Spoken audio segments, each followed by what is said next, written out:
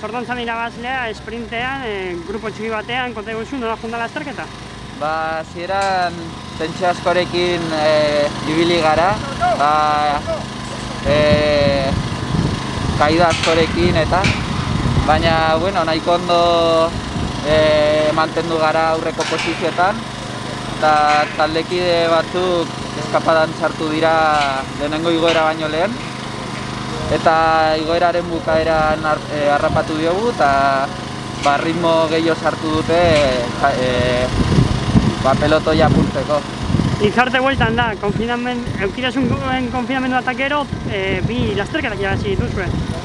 Bai, gorlako igoera galdu genuenez, nik uste gogo gehiagorekin etorri garela, eta gauzak ondo egiteko asmoarekin.